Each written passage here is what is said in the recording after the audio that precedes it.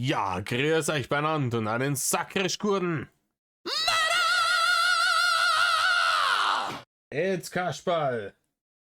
Leute, ich nehme euch die Nummer jetzt hier mehr oder weniger im Anschluss vom letzten Video auf.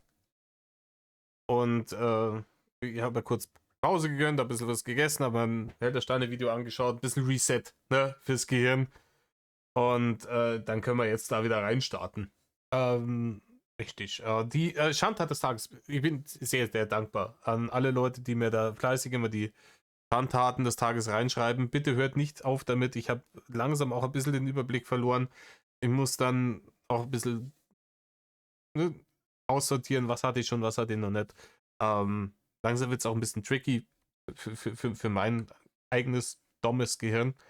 Aber vielen Dank für die Leute, die das immer wieder reinschreiben. Die Schandtat des heutigen Tages trägt die Überschrift Hart an der Grenze.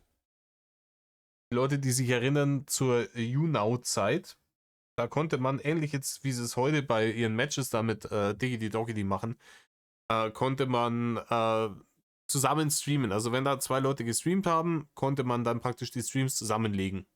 Und dann war da ein Splitscreen in der Mitte und man konnte es beim einen oder beim anderen schauen, je nachdem, glaube ich. Auf jeden Fall, das hat Rainer genutzt, nicht nur um halt so Leute irgendwie Content zu machen mit Leuten wie Lachflat oder sowas, wo er nicht gecheckt hat, dass der ihn verarscht hat. Oder mit so Leuten wie Bibelben, wo er nicht gecheckt hat, dass der ihn verarscht hat. Sondern ab und zu hat Rainer auch in Anführungsstrichen Fans mit reingenommen in seine Streamende.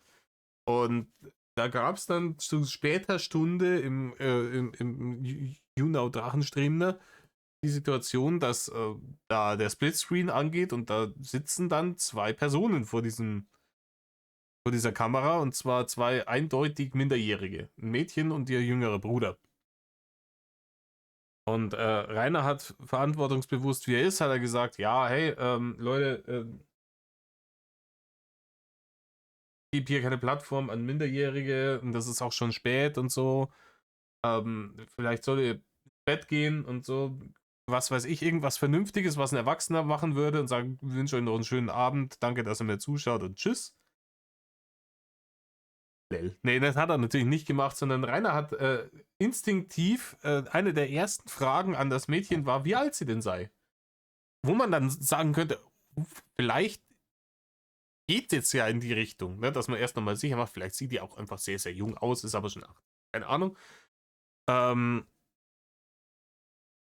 Dass dieses, ich will keine Minderjährigen in meinem Stream haben, wegfallen würde. Nein.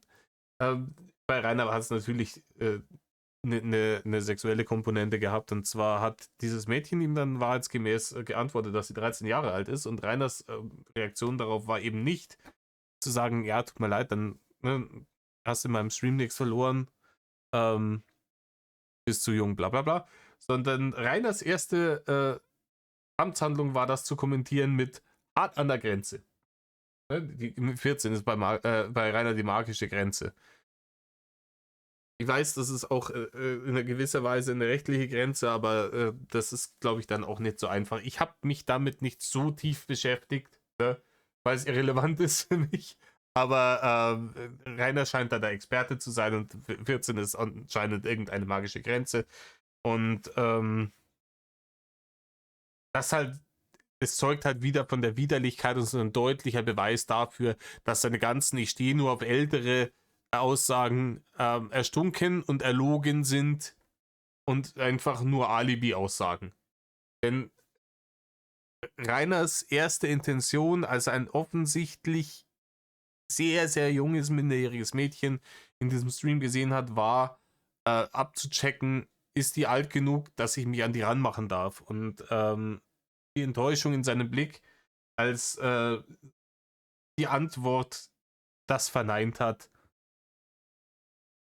spricht mehr als 1000 Worte oder 1000 Alibi-Aussagen von einem Rainer Winkler, der erzählt, wie er doch eigentlich nur auf alle Weiber steht. Ne? Ich weiß nicht, was man dazu noch sagen muss. Es ist halt das halt widerlichstes Triebtäterverhalten und nichts anderes. Es lässt sich durch nichts entschuldigen. In diesem Sinne, jetzt sind wir bei 5 Minuten wieder. Ne? 5 Minuten fängt das Video an und dementsprechend brauche ich nicht mehr zu sagen, außer hockt euch her. Sagen wir mehrere. Es zeigt ja halbe auf. Mir ging einer in Ding. Genau. Keiner. Ja, und das ist halt auch so, wo ich mir halt denke, worauf ich hinaus wollte, jetzt wieder mal mit der ewigen Anekdote hier. Ja. Menschen, die halt einfach versuchen, Sicherheit und so weiter aufzubauen. Ich bin zwar eigentlich sehr unvorsichtig, muss ich dazu sagen. Ja, Rainer, du bist immer schon unvorsichtig mit allem gewesen. Aber ich glaube, er will jetzt hier wieder auf die Snoozen-Schiene raus. Aber auch sehr unvorsichtig, weil ich habe mit jeder meiner Partnerinnen ohne Gummi geschlafen. Mhm. Ja, ich nehme an, das wird lange Überredung gekostet haben für die wilde Lisa, dass du der irgendwie, ne?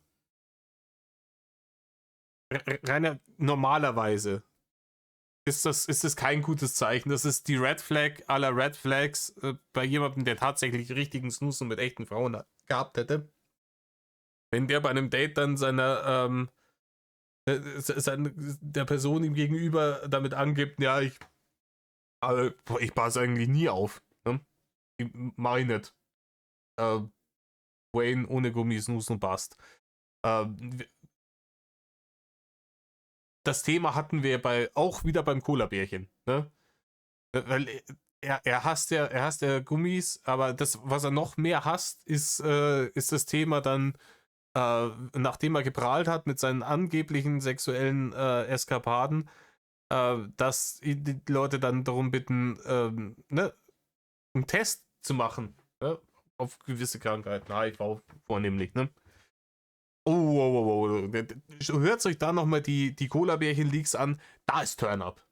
Da ist richtig Turn-Up, weil auf der einen Seite hat er dann immer schwadroniert, ja, und vorgestern war einer da, der hat mal irgendwie ohne Vorwarnung ins Maul geballert, etc., bla bla. Lauter so einen Krampf. Und als das Bärchen dann sagt, ja, wenn du so krass aktiv bist, dann läuft es mit mir einfach nur, wenn wir vorher irgendwie einen aktuellen Test machen. Er braucht keinen Test, er fühlt sich nicht krank, er weiß, er wüsste das, wenn ihm was fehlen würde, bla bla bla. Höchstgradiges Vollidiotengespalle wieder. Also auf der einen Seite mag er natürlich schon, natürlich weiß er, dass dieser Test Zeit- und Geldverschwendung wäre. Ja, Geldverschwendung für den Steuerzahler, weil theoretisch, wenn du zum Gesundheitsamt gehst, kriegst du den umsonst. Aber er weiß, dass dieses dahin meddeln und dann diesen Test machen, dass das vergebliche Liebesmühe ist, weil er sowieso weiß, dass ihm nichts fehlen kann, weil er noch nie richtigen, echten Snooze nur hatte. Zu dem Zeitpunkt damals. Ja, also bis heute auch noch nicht. Das ein paar Mal, wo er dann vielleicht dem einen am Stängel gekaut hat, meinetwegen. Ne? Aber das konnte er jetzt natürlich nimmer zugeben, nachdem er dem Bärchen vorher stundenlang vorschwadroniert hat, was er nicht für Hengst ist und dass er nicht irgendwie zu jedem Zeitpunkt immer mindestens 5 Leute auf Abruf hat, mit denen er sofort Snooze machen kann. Ne? Und da wirst du es aber geben, immer wenn dieses Thema kommt, da ist richtig der rappelt's im Karton. Ne? Da ist Turn-Up. Das hasst er wie die Pest. noch mehr als Gummis zu benutzen, hasst er dieses Thema, dass er sich da testen lassen muss. Und wie gesagt, keine Ahnung, Rainer. Ich kann es mir nicht vorstellen, das zu einer Person zu sagen, die man klar machen will, zu sagen, hey, bisher immer wild rumgebumst, ich hab nie aufpasst. Und ich hab nicht vor, daran was zu ändern und testen lasse ich mir auch nicht. Wie schaut's aus mit uns zwei? Ich glaube nicht, dass das jemals funktioniert hat, Rainer. Ich glaube nicht. Ist zum einen dämlich wegen den Krankheiten und zum anderen dämlich, weil jederzeit eine schwanger hätte werden können. Ja. Naja, wobei nicht ganz. Die eine wurde ohne. Ja, die hätte halt nicht schwanger werden können, ne, weil die aus Gummi war und mit Luft drinne. Ne? Also die eine, die ältere, die konnte nicht mehr schwanger werden, die war ja schon nach dem Wechsel, das ist ein älteres Pärchen gewesen. Ja.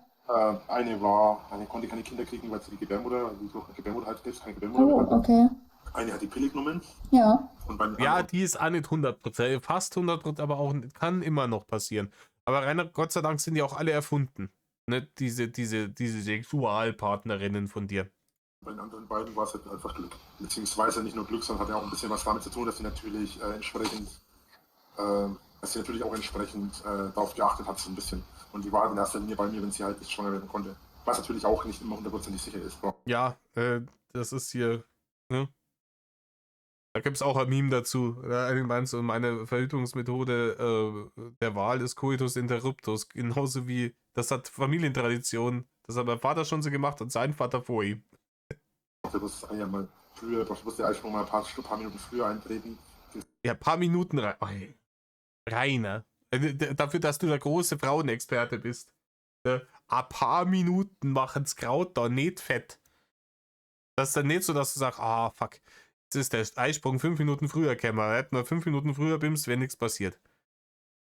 Einer informiert dich doch einmal wenigstens ein bisschen, wie das funktioniert mit diesem Zyklus etc. bla bla.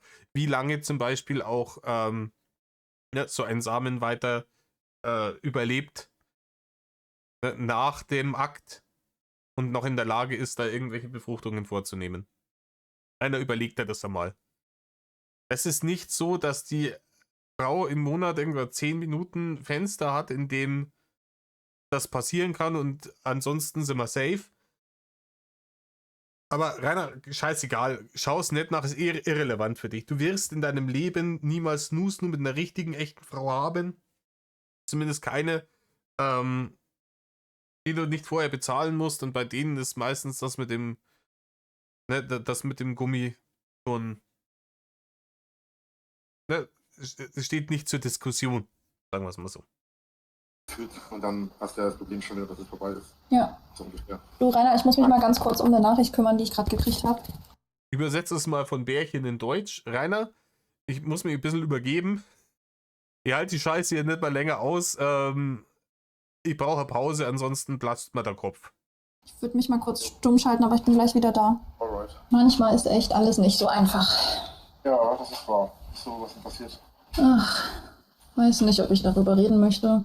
Ja, was ist? Will dich nicht zu irgendwas drängen? Ja, alles gut. Ja, Rainer, weiß ich nicht. Ha? Ich habe das jetzt anders empfunden. Ne, du willst zum Beispiel permanent dazu drängen, über das Snooze-Thema zu sprechen, obwohl sie dauernd ziemlich klar macht, dass sie da eigentlich nicht drüber sprechen will. Ist nur, Aber das alles viel ist. ja, schon. Geht schon. Aber danke der Nachfrage auf jeden Fall. Du klingst jetzt mega bedrückt. Wer hat dir was angetan? Wen muss ich abmurksen? Du, Rainer, du hast dir was angetan. Ist eine sehr komplexe Situation. Damit steht fest, dass es der Ex war. Nee, Oder die Ex. nee. Na gut, ich dringe nicht weiter in dich. Das ist übrigens das einzige Mal, dass du diesen Satz von mir hören wirst. Ach so, okay. An und für sich. Mhm. Wollen wir dann noch ein bisschen Serie weiter gucken? Ich meine, ich glaube, sie wird wohl nicht dazu stoßen. Also entweder schauen wir was anderes. Wobei ich glaube nicht, dass sie was zu liegen hat, wenn wir weiter gucken. Müssen wir halt fragen. Ja, wir können ja mal fragen. Aber ich weiß nicht, ob du das jetzt... War das jetzt so als Date gedacht oder war das gedacht, als wir können es auch alle zusammen gucken, wenn sie Lust hat? Oder wie war das gedacht? Darüber machst du dir bestimmt seit gestern den Kopf, oder? Also grundlegend eigentlich war es als Date gedacht. Okay. Da du aber, als wir das letzte Mal darüber gesprochen hatten, dass du gesagt hast, in Anwesenheit, oder darüber gesprochen hast, in Anwesenheit von ihr, Ja. dachte ich, dass es für dich vielleicht kein Date ist, oder du das nicht als solches sehen möchtest oder sonst was. Oh, Deswegen okay. hatte ich dann gestern angesprochen, dass sie ja gerne mitschauen könnte, wenn sie möchte. Oh, ich weiß schon gar nicht mehr, was ich gesagt habe. Oh Mann, vielleicht sollte ich besser aufpassen. Nichts Schlimmes, du hast halt im Prinzip, wir haben halt nur darüber gesprochen gehabt und das hatte ich ja mit dir eigentlich so besprochen, dass, also ich habe dir ja gesagt, dass ich das dir mal privat schreibe und das habe ich dir dann privat geschrieben, dann war aber so, dass du ja in Anwesenheit von ihr halt auch gefragt hast, mal wegen dem Film und so. Oh, Ich weiß nicht mehr genau, was da genau war, aber ich habe dann gedacht, okay, ja gut, offensichtlich möchte sie ja das nicht unbedingt nur zu zweit machen, deswegen habe ich dann beim letzten Mal gedacht, ja, dann schauen wir halt mal, ob wir das zu zweit machen können. Oder Ich verstehe jetzt hier wenig von dem, worüber die zwei da schwadronieren. Offensichtlich haben sie sich privat irgendwas geschrieben. Rainer möchte natürlich nicht, dass das andere Bärchen da mit dabei ist. Ne? Rainer möchte so viel Zeit wie möglich. Man merkt ja auch in Leaks, in denen beide Bärchen mit im Discord sind, verhält er sich den einzelnen Bärchen gegenüber ganz anders, als ne, wenn er eine von denen alleine hat. Da versucht er irgendwie sehr, sehr, sehr neutral zu sein, zwar irgendwie einen auf Wannabe-Schambolzen zu machen, aber und die Anmachversuche kommen dann immer nur in den unter 4-Augen-Gesprächen mit den Bärchen.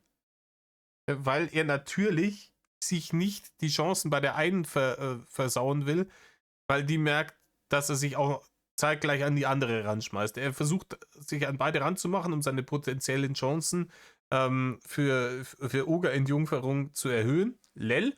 Aber im Moment ist es für ihn schwierig zu handeln, weil er natürlich, die zwei kennen sich auch, dass er das so regelt, dass die nichts, möglichst wenig davon mitkriegen, dass er beide gleichzeitig versucht klarzumachen. Ob sie ja dabei ist. Oh, okay. Ja, verstehe. Dann sorry, dass ich das so gesagt habe. Kein Thema, alles gut. Aber war es denn was hält es denn für dich ein Date sein sollen? Ja, wenn ich das nicht gesagt hätte, dass sie mit dabei sein kann, dann auf jeden Fall. Ja, wie gesagt, wir können auch gerne was anderes schauen. Wir können auch gerne, ich weiß nicht, ob das funktioniert, bei Crunchyroll weiß ich, dass es geht. Also jetzt, ich weiß aber nicht, ob diese App auch zum Beispiel für Amazon oder so gilt. Ich glaube, Amazon hat so eine Funktion, wo man Sachen zusammenschauen kann. Ich glaube, die haben so eine Funktion, dass es schaut, dass es dann zeitgleich auf beiden Bildschirmen läuft. Also, dass man dann nebenher im Discord ist und sich halt irgendwas anschaut zusammen. Das geht, glaube ich, auf Amazon. Diese Serie auch also wenn diese Version auch für Amazon gilt, könnten wir auch gerne einen Film von Amazon anschauen. Da hätte ich viele Filme zum Beispiel auch nicht zuletzt. Man verzeiht, wenn ich sich dafür dann auch ein bisschen ausnutze, um da eine alte Erinnerung, eine etwas unangenehme Erinnerung auch zu verdrängen und zu verändern, positive. Und zwar hätte ich da den Film Avatar The Way of Water im Angebot als Beispiel. Aber unabhängig davon könnte man natürlich... Rainer, was hast denn du mit Avatar The Way of Water für negative Dinge? Ich habe das letzte Mal nachgeschaut, der war Ende 22, der ist doch schon fast 3 Jahre her. Was absolut wild ist. Aber was hättest du da für eine negative Beziehung zu dem Film? Erklärst mir jetzt einmal. Ich kann was anderes gucken, ich habe mehr als genug Filme zur Auswahl. Ich weiß Ich nicht. weiß nicht, ob das funktioniert, müssen wir mal ausprobieren. Müssen wir ausprobieren, ja. Also ist die Frage jetzt, wollen wir die Serie weiter gucken? Wenn sie nicht, ich weiß ja nicht, ob sie mitschauen will, dann müsste man sie fragen, ob man weiterschauen soll oder ob sie mitschauen will. Ich glaube, wir sollten sie wirklich da mal fragen. Nicht, dass sie noch irgendwie traurig wird, dann wenn wir das ohne sie weiter gucken. Warte, ich schreibe mal in den Chat. Lass mich das stoppen. Okay. Hä? Bin ich bescheuert? Wieso kann ich kein Ad machen? Weiß nicht. Warte kurz. Bei Ad musste man doch auf Alt, auf die rechte Alt-Taste drücken und auf Q. Da bin ich jetzt bescheuert. Bei mir ist es Steuerung, Alt und Q, genau. Was ist Steuerung, Alt und Q? Hä? Verarsche? Okay, warte mal. Machen wir das anders? Antworte einfach auf die letzte Nachricht. Ja. Ich weiß, wo das Problem liegt. Okay. Meine Tastatur hat sich mal wieder auf Japanisch umgestellt. Oh, okay. Ja, warum auch immer man das machen sollte, Rainer. So, das wäre dann Vor allem, wenn man kein Japanisch spricht. sagen, falls sie geschrieben hat. Hat es mir geschrieben. Ja. Ach ja. Gibt es noch irgendeinen Film, den du mal sehen wolltest? Ich meine, ich weiß gar nicht. Ich fange komplett falsch an. Also, was für Filme guckst du denn für gewöhnlich gerne? Das ist eine sehr, sehr gute Frage. Ja, die ist ja mal relativ geschmeidig scheißegal. Wollen wir wetten, sie erzählt ihm jetzt, auf was für Filme sie normalerweise so steht. Und dann kommt, whatever. Ich schaue am liebsten bla bla bla bla bla bla bla bla bla. Und ich habe das und das und das und lass doch was davon schauen. Ja, das hätte ich wahrscheinlich von Anfang an fragen sollen. Entschuldige, ich bin voll Pfosten. Nee, alles gut. Ich bin Rainer, da werde ich ausnahmsweise nicht widersprechen. tatsächlich so eine Person.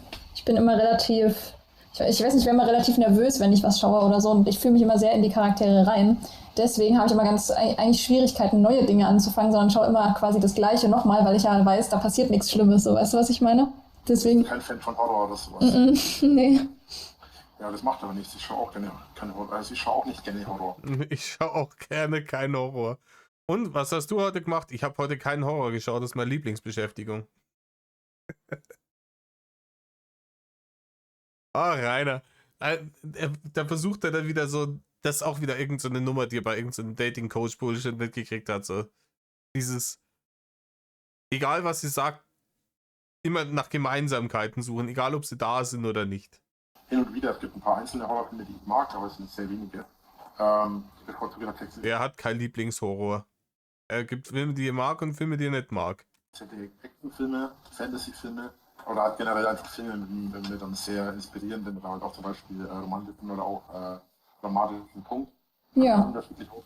aber hat jetzt nichts, wo ich sage, okay, das muss jetzt irgendwie radikal oder so sein. Da bin ich jetzt auch kein Fan von. Und wie gesagt, die Gülle-Qualität bei Rainers Stimme kommt nicht von mir, die kommt von der Aufnahme, da kann ich nichts machen. Ja, das sehe ich auch so. Also ich weiß gerade gar nicht, was der letzte Film ist, den ich geschaut habe. Ich kann mich gar nicht dran erinnern, ehrlich gesagt. Ich schaue gar nicht so oft Filme oder Serien oder so. Also ich hatte das in meinem Profil auch bei Blogger stehen. Ich habe richtig Doctor Who habe ich in letzter Zeit relativ gesuchtet und Good Omens. Das sind 2 Serien, die ich eigentlich ganz cool fand. So. Good Omens ist eine coole Serie, die habe ich auch geschaut. Ja, die war in Ordnung, die ist basiert auf dem Terry Pratchett Buch und da kannst du eigentlich nie was verkehrt machen. Der letzte Film, den ich mir mal wieder angeschaut habe, ne, den habe ich davor schon ein paar Mal gesehen, aber das ist für mich so ein bisschen so ein Feel-Good-Film, wenn es einem räudig geht und jetzt gerade war es dringend notwendig, war Good Will Hunting. Kann ich euch wirklich empfehlen, wenn es euch dreckig geht, ist ein guter Film. Ne? Aber wie gesagt, ich habe die auch schon durchgeschaut und schaue die nur immer wieder, weil es halt cool so. Und aber so richtige Filme, doch, ich erinnere mich, was der letzte Film war, den ich geschaut habe. Aber das ist kein Film für dich. Auch Ha? das kannst du nur wissen, wenn du mich fragst, wenn du es mir sagst. Das würde keinen Sinn ergeben, warum du das gut finden solltest. Stell dich auf die Probe. Schlimmer als, nee, schaue ich nicht, kann es nicht werden. Oder glaubst du, ich habe Vorurteile, weil jemand einen bestimmten Film gibt? Keine Ahnung, aber das ist halt eine ziemliche Nische, so, weißt du, was ich meine? Das ist kein irgendwie bekannter Film oder so. Ja, hau doch einfach aus, anstatt jetzt hier... Okay, also der Film heißt A Perfect Ending und da geht es quasi, also das ist so eine Frau, die ist, weiß ich nicht, so ungefähr 50 oder so, die ist in eine reiche Familie eingeheiratet und die kriegt, jetzt spoiler ich zwar übelst. Entweder mag ich den Film und habe Interesse dran oder nicht, aber du kannst mir den Film nicht kaputt machen, dadurch, dass du mir irgendwas erzählst. Okay, die hat auf jeden Fall, die hat Krebs, aber das weiß man in der Zeit nicht, wenn man den Film schaut. Und die will quasi, die lebt wie in so einer Ehe halt mit ihrem Mann, wo sie noch nie einen Orgasmus hatte und sie möchte sich so ein bisschen ausprobieren und ihre Freundinnen überreden sie quasi dazu, sich eine Prostituierte zu holen, die dann auch viele Jahre jünger als sie ist und mit der fängt sie dann quasi noch eine Beziehung an, bevor sie dann stirbt und sie aber bevor sie stirbt, noch die Prostituierte quasi aus der Prostitution so rausholt. Also die macht das dann hinterher nicht mehr. Okay. Ja, das ist auch interessant an. Es ist nicht unbedingt wirklich, ist wirklich irgendwie nicht das, was ich schauen würde. Ja, eben. Nein, stopp. Ist nichts, was ich schauen würde, weil ich ungerne Filme, deswegen schaue ich auch 7 Leben nicht gerne. Ich mag keine Filme, eigentlich mag ich keine Filme, was jetzt irgendwie wieder widersprüchlich ist, wenn man bedenkt, was ich für Bücher schreibe. Ich mag keine Filme oder keine Geschichten, bei denen die Personen am Ende sterben. Mag ich nicht. Weil ja, Rainer, das ist halt, ja, weiß nicht. Kann man so sagen,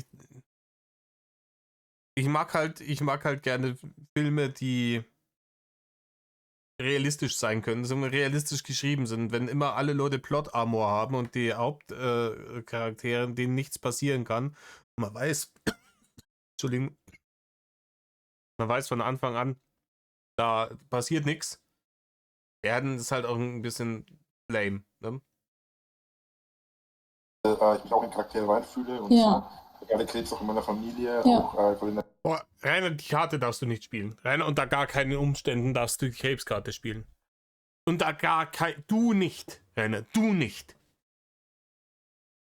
Wer so eine Scheiße gebaut hat wie du, definitiv nicht. Wer den krebskranken Vater alleine hat im Krankenhaus verrecken lassen, weil er lieber zum Saufen gehen wollte.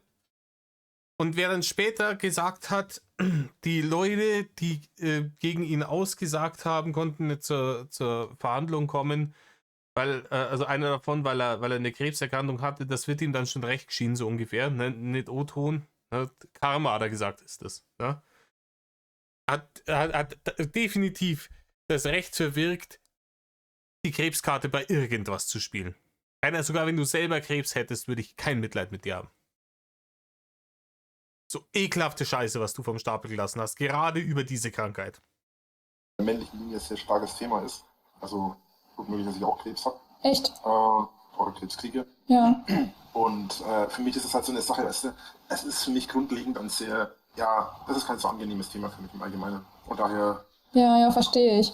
Auf jeden Fall. Also ich hatte ja... Nee, das ist für ihn kein angenehmes Thema, es sei denn, er kann es irgendwie nutzen, um sein Opfernarrativ zu propagieren, um Barne zu erbetteln. Ja, oder um eben in der Öffentlichkeit besser dazustehen. Dann ist das ein Top-Thema für ihn. Auch einige Leute in meiner Familie sind ja auch an Krebs gestorben. Also zum Beispiel mein Onkel, mein Opa, meine Uroma. Also, weiß nicht, das zieht sich in der einen Familienlinie so ein bisschen durch. Ja, das ist leider manchmal nicht so schön. Ja. Ich habe wieder eine Tür eingesetzt. Ja, die Welt ist irgendwie scheiße. Ja, das ist auf jeden Fall der Grund hauptsächlich. Also es hat nichts damit zu tun, dass das speziell jetzt irgendwie ein Thema ist oder so, was mich nicht interessiert, sondern das ist einfach nur in dem Fall. Das ist halt so so Nischenfilme mag ich eigentlich. Weil ich bin zum Beispiel auch ein großer, ja gut, das ist wahrscheinlich nichts für dich, ein großer Found-Footage-Fan. Allerdings jetzt auch nichts, was so Extremhorror angeht. Also was ich zum Beispiel sehr geil finde im Found-Footage-Film, das ist der Film Trollhunter. Okay. Dabei geht es um einen Typen in... Der Trollejagd. Keine Ahnung, ich kenne den Film nicht. Ich glaube Norwegen oder so. Der Trollejagd. So. Und das hat im Found-Footage-Stil gemacht. Das heißt, dieser Film wird halt als ein Film verkauft, wo quasi das Filmmaterial an eine bestimmte Firma herangetragen wurde, weil das gefunden wurde oder jemandem geschickt wurde. Und dieses Material dürfe eigentlich nicht in der Öffentlichkeit existieren. Also sprich, es hätte eigentlich nie gezeigt werden sollen. Das wurde aber als Film quasi an eine Firma herangetragen, die das quasi so veröffentlicht haben. Im Sinne von, es ist wirklich passiert. So. Und da gab es zum Beispiel den Film Cloverfield. Okay. Und zwar den ersten Cloverfield. Dabei wird New York angegriffen von einem riesigen Monster, auf dessen Rücken irgendwie noch Monster sind, die dann im Laufe des Ganzen irgendwie runterkommen.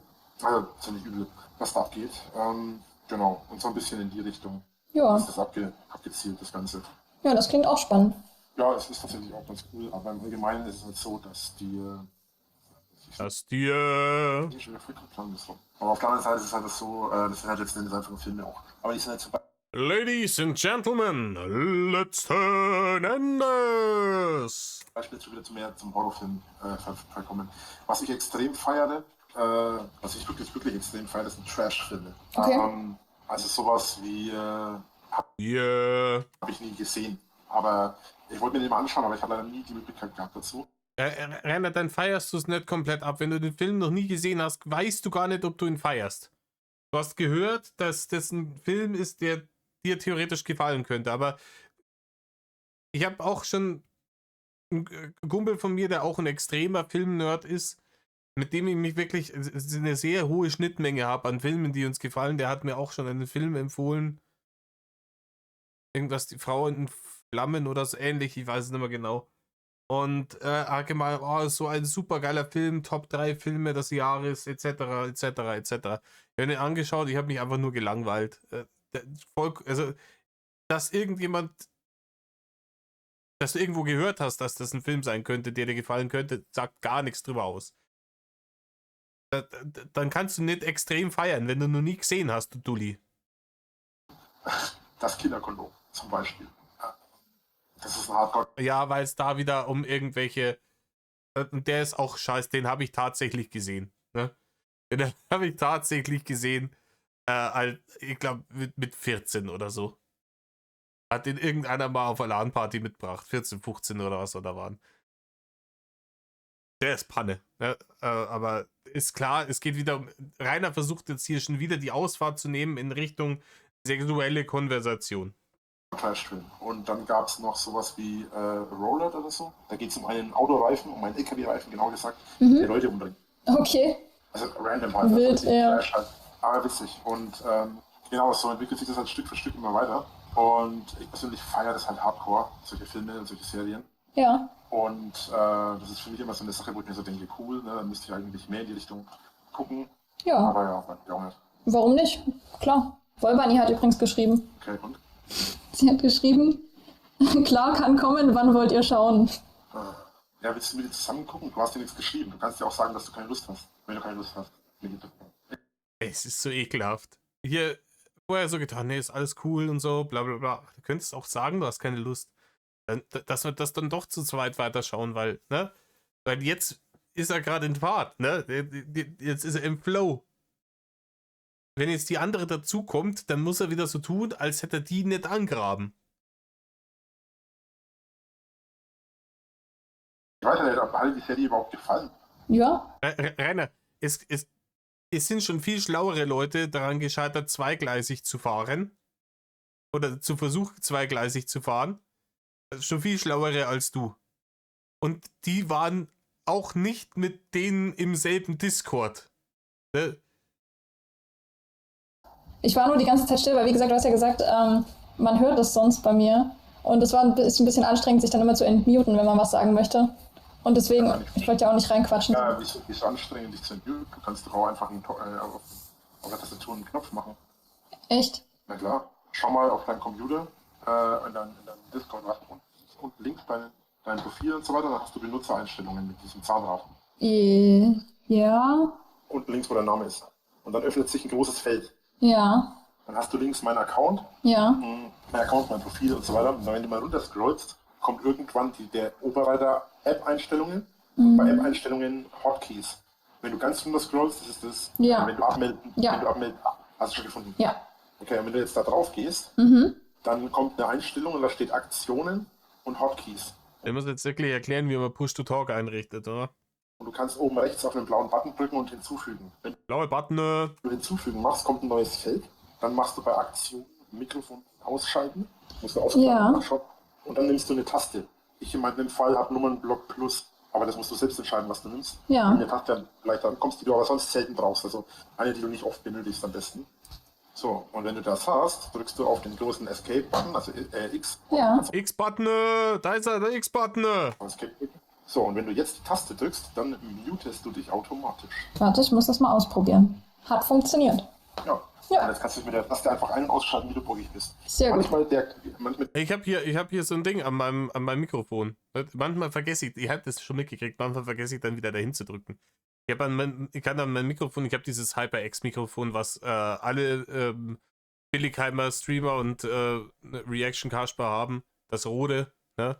Da kann ich so hintipsen und wenn ich da unten dran lang, dann mutet sich's und wenn ich nochmal dran lande, dann ist es wieder an. Ne?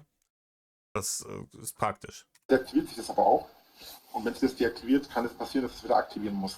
Da muss man halt wieder einstellen, aber das kannst du mir dann nicht sagen und so weiter, das kann ich dir wieder helfen. Alles klar, danke.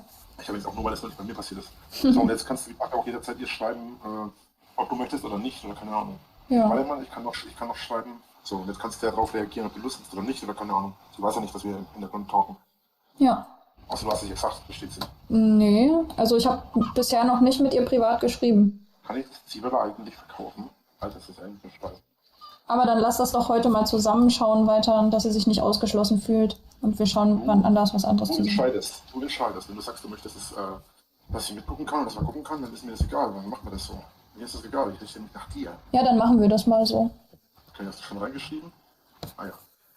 Ich hab's gehört. Okay, dann speichere ich mal eben. So, dann würde ich mir mal das zu essen Organisation. Kannst du hier auch machen? Ja, mache ich auch. Und dann, wenn ich mein Essen hier stehen habe, dann können wir eigentlich loslegen. Alles klar. So, warte mal kurz. So, dann würde ich sagen, machen wir es einfach so. Warten drauf, dass ich schreibe und dann, sobald ich das Essen da habe, bin ich dann in Raum 1 und warte auf euch. Kannst du auch zuerst ankommen? Alles klar, machen wir so. Dann bis gleich. Bis gleich. Ja, waren wir am Ende von der Nummer. Da ist jetzt am Ende nicht mehr viel passiert. Und dann gehen wir aber jetzt in die nächste Geschichte gleich wieder rein. Eine Sekunde, ich pausiere. So, nächstes Video. Künstlicher Zeichenkünstler, Gewitter und Nacktsein, Inside Drachenlord. Ich habe hier rechts stehen KI-Bilder für den Blog. Die ersten 2,5 Minuten. Ich habe hier die Timeline. Die ist aber nicht sonderlich vielsagend in vielerlei Hinsicht. Ne? Wir schauen einfach rein. Ne? Schauen wir mal, dann sehen wir schon, wie wir es am klügsten machen, wie wir es am dümmsten anstellen und so weiter und so fort. Ihr kennt den ganzen Mand. Let's go. Hallo. Ah, da kommt sie gerade im richtigen Moment. Yes. Willst du, dass ich dir vorlese oder willst du es selber lesen? Lies vor. Was willst du mir vorlesen? Oder um was ging es überhaupt?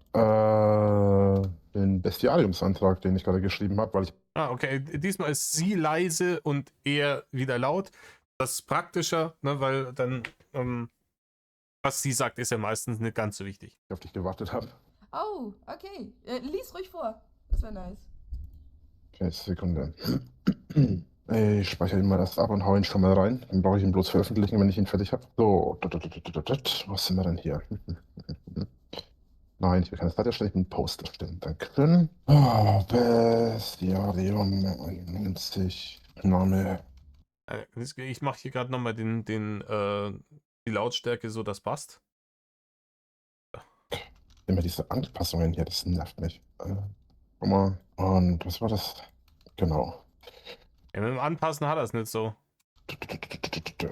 So, also, Moment. Das Bild einfügen. Habe eine richtig gute Skizze von dem Bild bekommen. Okay. Aber dafür hat mich die KI heute mit anderen Bildern verarscht. Ich sage, ich soll mir eine Viva herstellen. Was passiert? Sie stellt mir 4 oder 5 Mal denselben Drachen her. Hä? Oh. Genau dasselbe Bild, 4 oder 5 Mal. Also es ist manchmal, weiß ich nicht, es ist das auch ein bisschen, weiß ich nicht. Kann ich wieder. Ja, Rainer, ganz einfache Lösung. Ja, dann mach's halt selber, wenn du das so gut kannst. Großer Kritik, Lord. Ich habe mein Profilbild hier auch mit KI erstellt auf dem Kanal. Das war überhaupt kein Problem nicht. Wenn man nicht komplett behindert ist. Aber seine ganzen KI-erstellten Bilder von den Viecher es war ja immer das Gleiche. Es war immer dasselbe Vieh, es ist immer nur der Kopf ausgetauscht worden. Da war es einmal Hyänenmensch, ein Löwenmensch, hast nicht gesehen. Ne? Ausrasten ist sowas. Vor allem, man hat ja nur so ein Limit bei ChatGPT, ne? Ja, so, das Bild machen wir etwas größer. Dieses ist mal ein nacktes Bild. Auch interessant, dass er das überhaupt macht. Ja, keine Ahnung, ob das notwendig ist, Rainer. Okay. Macht ChatGPT? Ja, das hat sie ja bei der Ding auch getan, ne? Muss da noch einen Kaffee machen, bevor wir loslegen. Das hat sie ja bei Ding auch gemacht, bei Succubus. Finde ich manchmal komisch, dass er das macht, manchmal nicht, aber okay. Dafür ist die zweite Skizze nicht mehr nackt gewesen. Schade eigentlich. Okay, ja, das ist. Aber ich verstehe ChatGPT. Ja, weil nackt ist das Wichtigste. Ne, ob die gut ist oder nicht, scheißegal, nackt muss sie sein. Die nicht.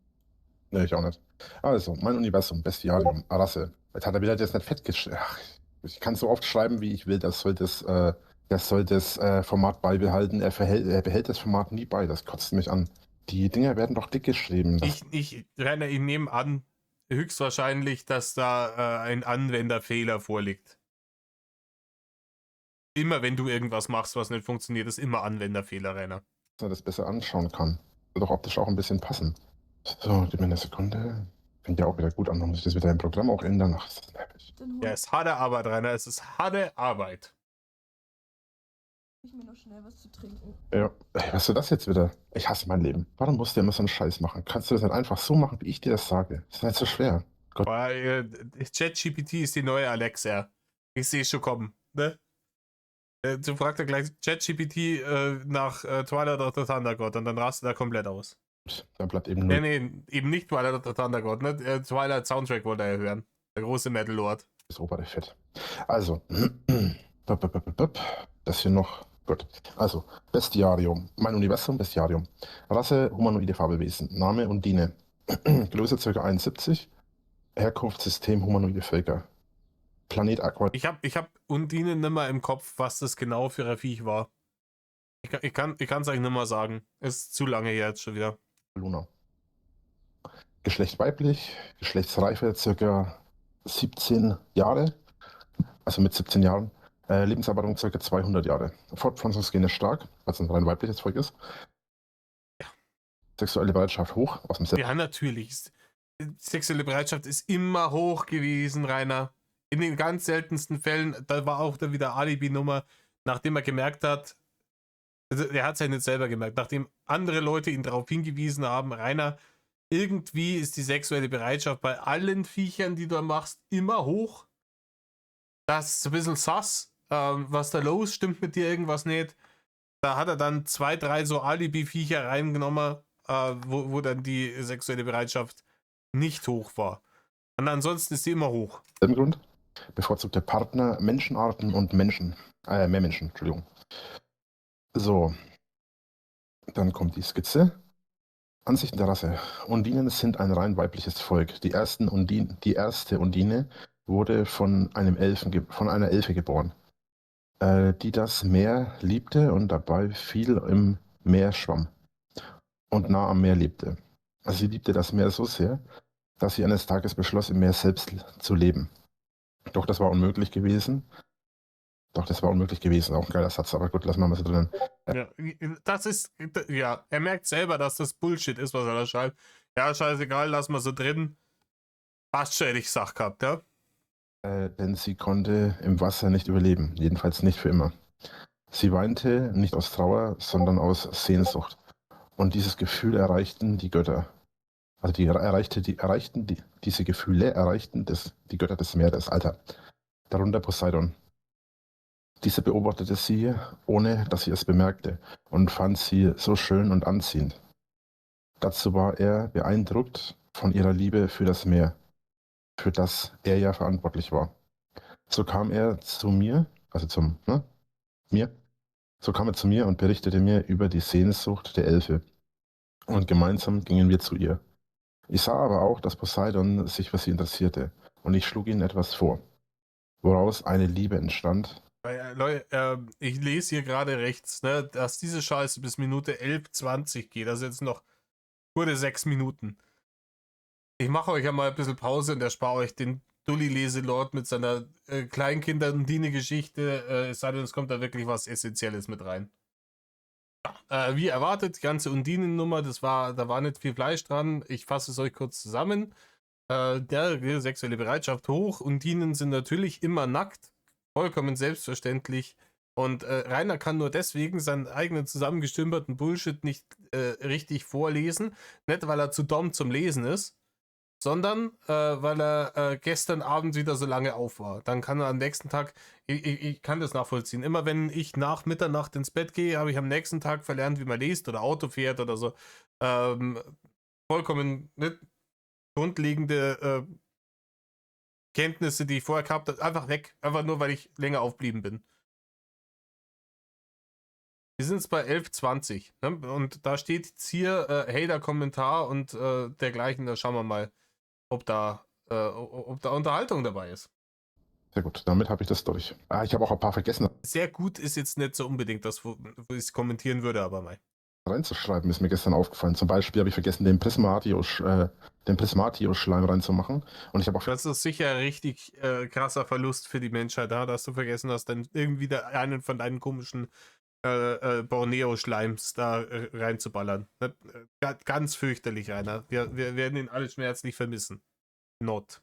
vergessen, die Drakoniden reinzumachen. Die habe ich vorhin aktualisiert. Und die waren bis vorhin gar nicht in der Liste. Voll dumm. Achso, aber an die kann ich mich erinnern. Drakoniten, da klingelt was.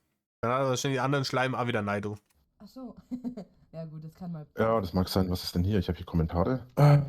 Such dir richtige Arbeit, du fette Jungfrau. Ja, dann hör auf, mich zu haten. Dann kann ich hergehen und kann normal arbeiten gehen, du dumm. Ja,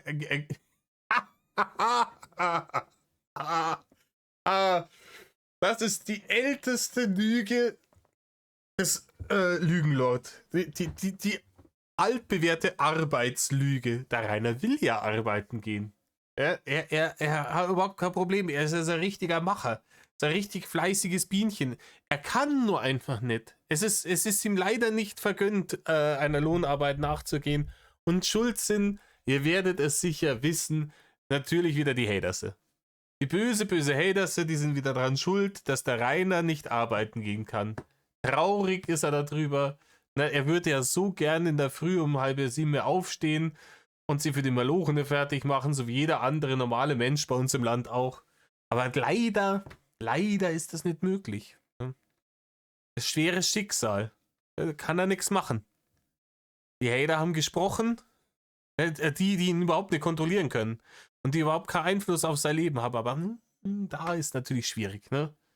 Wenn er nicht gehatet würde, dann könnte er normal. Halt dein Maul, Rainer. Halt dein Maul. Keiner von uns ist dran schuld, dass du keiner Lohnarbeit nachgehst. Dummes Arschloch. Hat das jemand in die Kommentare geschrieben? Oder? Ja, das ist so richtig bescheuert. Die gehen her und sagen, such dir Arbeit, geh arbeiten, gehen aber her und vernichten mein ganzes Sozialleben. Ja, wir haben sein Sozialleben vernichtet. Das hat er nicht selber gemacht, ne? Ich wiederhole mich, ne?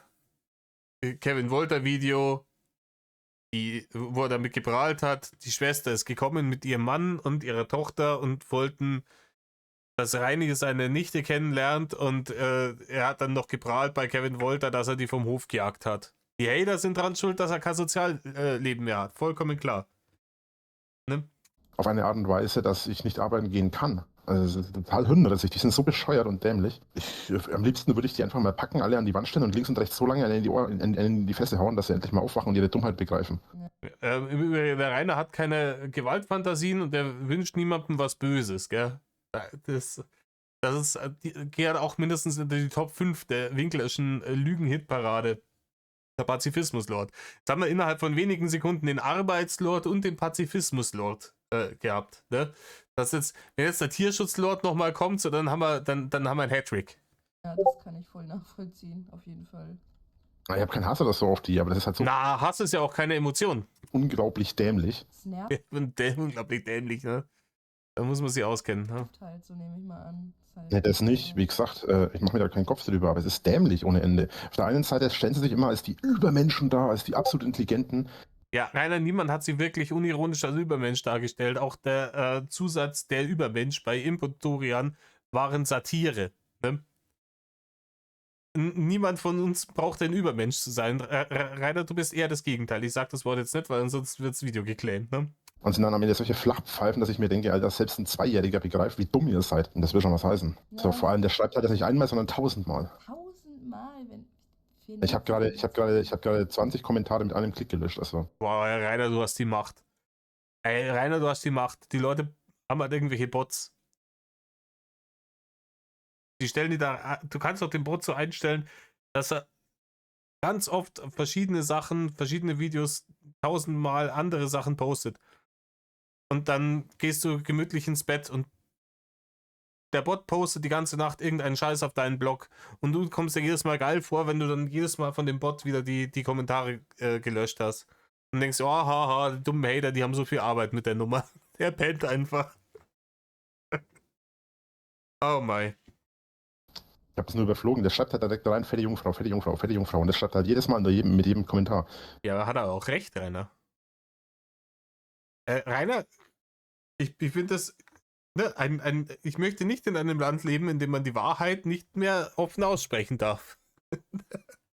Ja, dann drücke ich einfach auf Verwalten, dann drücke ich auf alle markieren. Dann Rainer, du bist ein 230 Kilo Mensch, in Anführungsstrichen, der 36 ist und noch nie richtigen Snooze hatte. Ja, richtig, fette Jungfrau. Das trifft ziemlich auf den Punkt.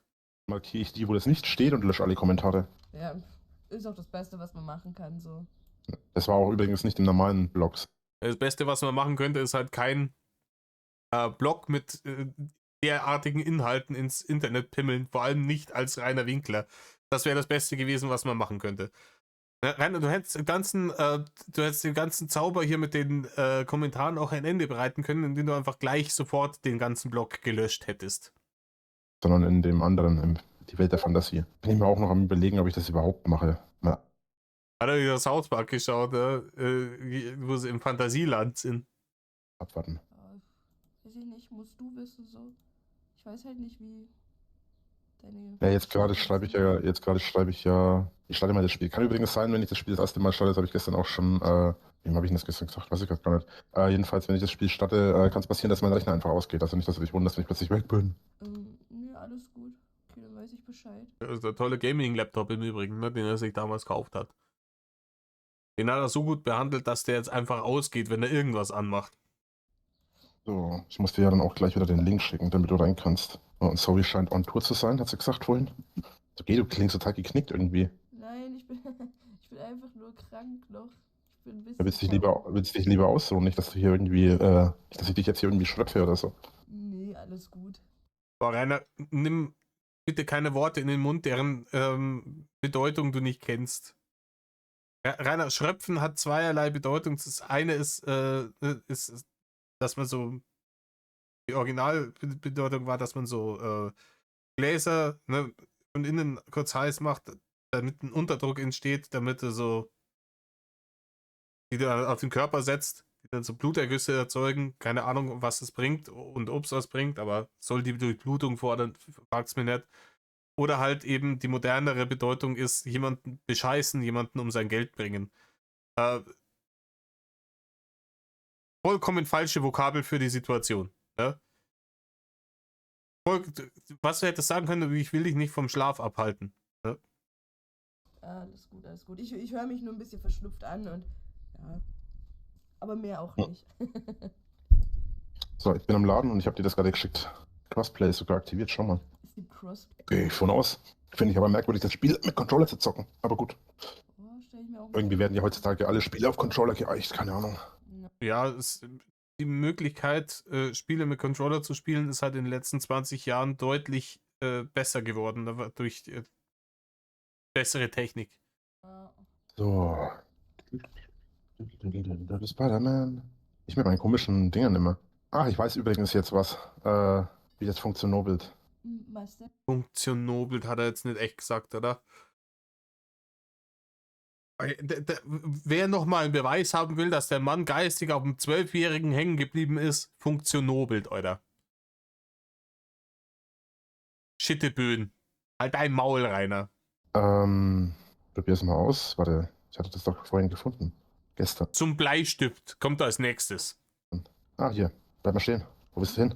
Komm mal her. Naja, komm du mal her. Du hast herausgefunden, wie man heiraten kann. Ist ja cool. Jo. Ja, let's heiraten. Ah, so True. eine Cutscene. Jo. Ja, Cutscene ist ja normal, aber wusste nicht, dass es Er hat jetzt herausgefunden, wie man im Spiel heiraten kann. In der Realität hat er das Rätsel noch nicht geknackt. jetzt auch mit Ding geht. Was mich an der Stelle jetzt interessieren würde, und das musst du jetzt entscheiden, ob wir das direkt probieren wollen. Wenn jetzt kommt, gleich im richtigen Leben heiraten, dann habt's mir liegen. Oder es geht jetzt um Ingame Kinder zu kriegen. 100 Pro. Ich setze 5 Euro auf, ob man jetzt hier gleich Ingame eine Brut in die Welt setzen kann. Vögel und Kinder. Ob das Tada! Leute! Oh Mann, Rainer, ich lese dich wie ein Scheißbuch. funktioniert, würde mich interessieren. Ja, aber was müssen wir dafür machen, ist die Frage. Warte. Ah ja, das ist ja auch interessant. Ach Mist, ich hätte das jetzt erst machen sollen. Ach, Habe ich zu spät gesehen. Ach hier, perfekt. möchte ein Kind mit dir haben? Nimmst du diesen Vorschlag an? Ja, ich will. Dann, oh, und schon gebumst. Ja, das ging schnell. Ja, da kannst du dich bei Rainer dran gewöhnen. Ich bin schon schwanger. Hast du die Info gekriegt, oder was? Ja, da stand einfach, sie sind schwanger in der Ecke. Das war's auch. Okay. Nicht. Im Real Life würde das ein bisschen anders ablaufen mit mir, keine Sorge, ich bin kein... Im Real Life kommt es jetzt gar nicht so weit, weil er sich impotent gefressen hat, der fette 58er. So schnell Spitze. Tja. Nee, es ist, wenn du B drückst, dann kriegst du quasi so ein Menürad. Ah ja, freundlich, Bedürfnis, Hochzeit. Okay. Genau, und bei Hochzeit kannst du quasi Scheidungen und kannst eben Kinder machen. Deine Frau ist ja...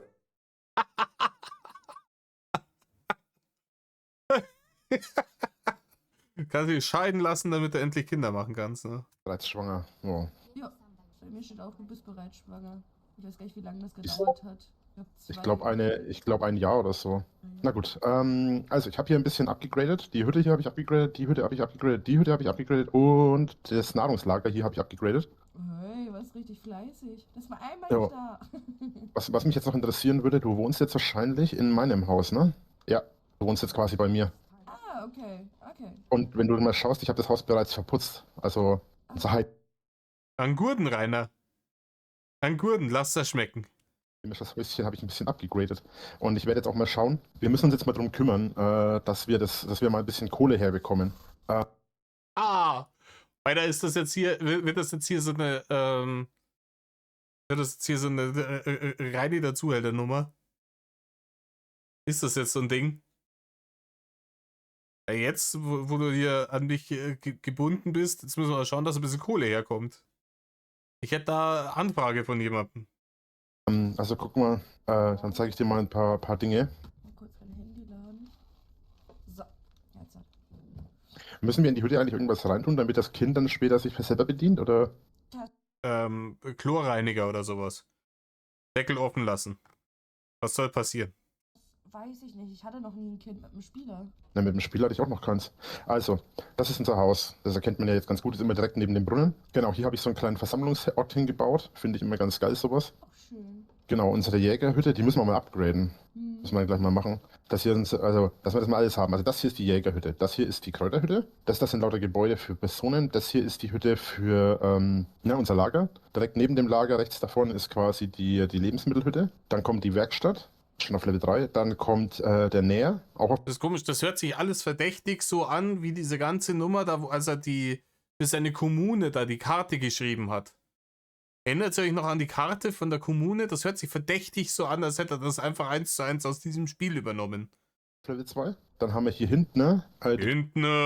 Küche. Dann haben wir hier einen Marktstand und hier haben wir das Bauunternehmen, also wenn da irgendwas kaputt ist oder sowas. Aber wir haben für alles noch nicht genug Menschen, also wir müssen schauen, dass wir mal langsam Quests machen, damit wir das Zeug mal Leute herkriegen.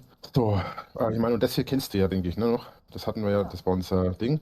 Die müssten ja eigentlich auch ein bisschen anpflanzen, aber ich glaube, wir haben für diese Jahreszeit, glaube ich, noch gar keine Dinge gemacht.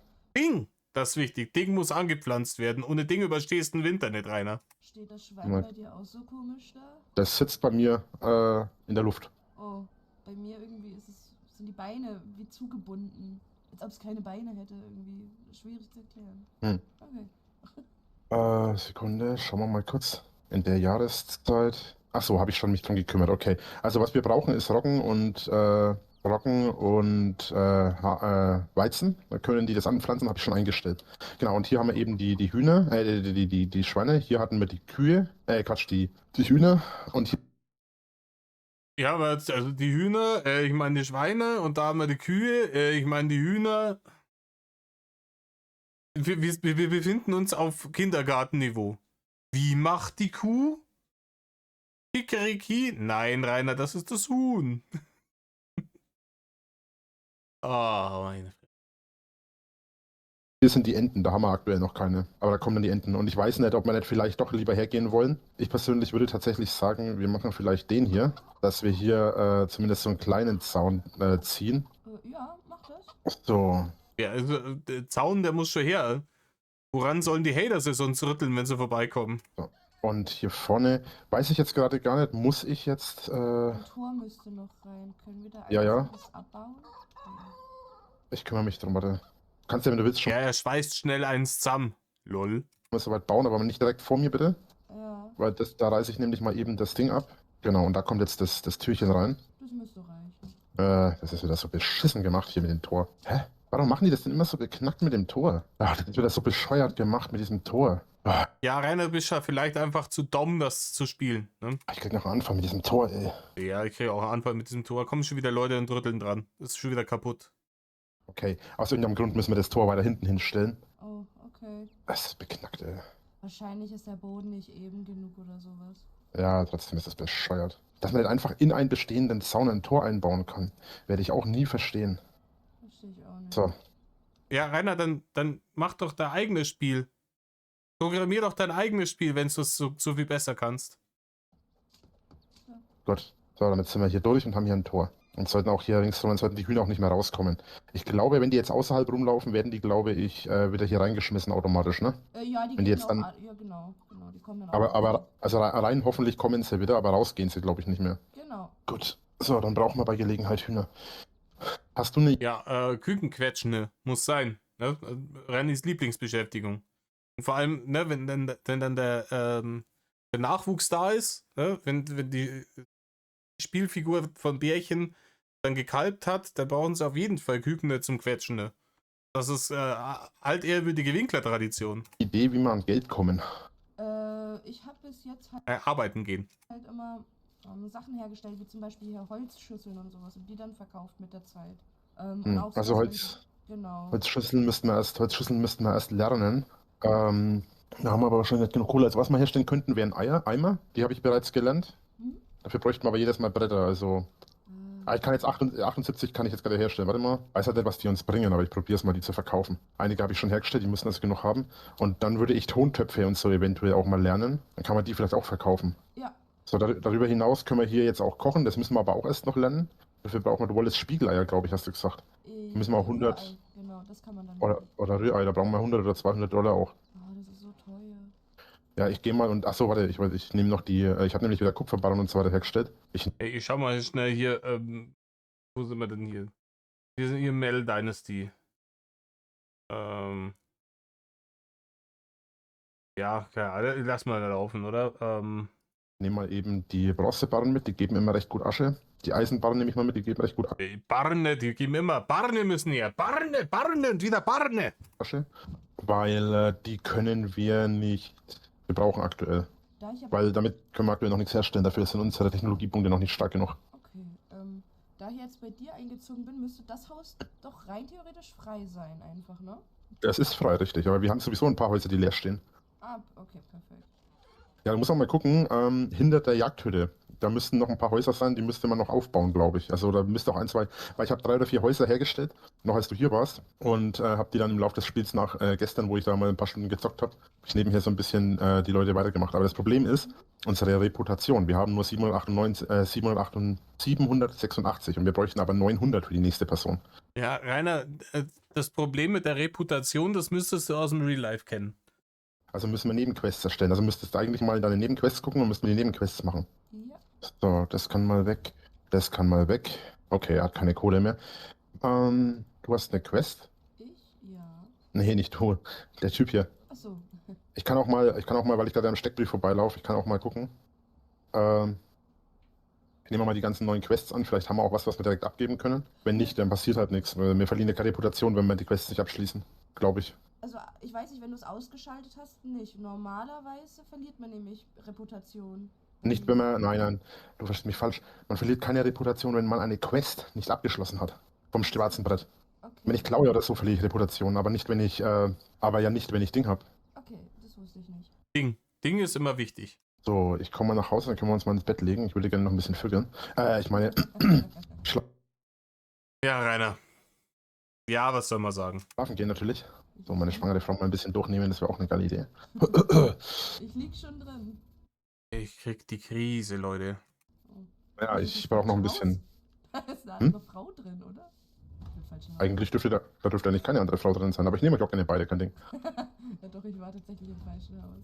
Ups. Wir haben übrigens auch schon eine Person, die in Erwartung ist und eine Person, die und Ja. 2 Personen, die geheiratet haben, also 4 Personen, die geheiratet haben. Ah, perfekt. Weil wir haben nämlich inzwischen wieder ein neues Jahr rum und jetzt, ja, wo die schon ein bisschen da sind, kommt halt im Prinzip in jeder Jahreszeit ein bisschen was dazu. So, oh, sie liegt im Bett. Ich lieg Hallo. schon drin. Ich komme auch. Komm mal rüber hier. Hier ist doch bestimmt kalt. Es ist Herbst. Ja. Oh, hast du noch warme Klamotten überhaupt? Ich nö. Brauche ich aber auch nicht. Okay. Ich brauche nie warme Klamotten. Okay. So, also pass mal auf. Wir leveln jetzt. Also ich habe jetzt mal ein bisschen Geld, ein kleines bisschen, so 2700. So, was wolltest du hier beim Kochen haben? Rührei oder Spiegelei? Rührei. Ach, Spiegelei gibt es gar nicht. Okay. Also Rührei. Gut, dann haben wir Rührei. Jetzt kannst du Rührei herstellen. Dann, was soll ich denn hier herstellen? Tonschalen? Ich weiß nicht, was das Zeug bringt halt, ne? Das ist alles nur zum Verkaufen da. Ein paar Sachen werden gebraucht, um Suppen und sowas zu kochen. Die Holzschale ist auf jeden Fall für Rühreier wichtig. Und du brauchst wahrscheinlich auch noch eine Kelle, oder? Nee, die braucht man nicht. Holzlöffel? Auch nicht. Das ist dann auch nur zum Verkaufen da so. Okay, pass auf, wir machen das ganz einfach. Du kannst dich mal ein bisschen drum kümmern, wenn du magst, ein bisschen was herstellen. Ich schmeiß dir in der Zwischenzeit mal die Kohle, die ich habe, hier rein. Dann kannst Da richtig die finanziellen Prügeln ausschmeißen. Ich lass noch mal, obwohl Leute, wir sind schon wieder bei über einer Stunde. Wir brechen jetzt hier die Nummer ab, weil ich glaube, hier passiert jetzt erst einmal nichts. Ich mache euch doch den Luxus, dass ich mir den Scheiß jetzt noch auf doppelter Geschwindigkeit anhöre, bis das nächste Interessante kommt. Und dass ihr dann beim nächsten Mal hier irgendwo im Idealfall wieder einsteigen könnt, wenn der ganze Gaming-Geblubber-Bullshit wieder wenn das wieder rum ist. In diesem Sinne, vielen Dank für eure Aufmerksamkeit, Leute. Tut nicht, was Rainer tut. Medlov.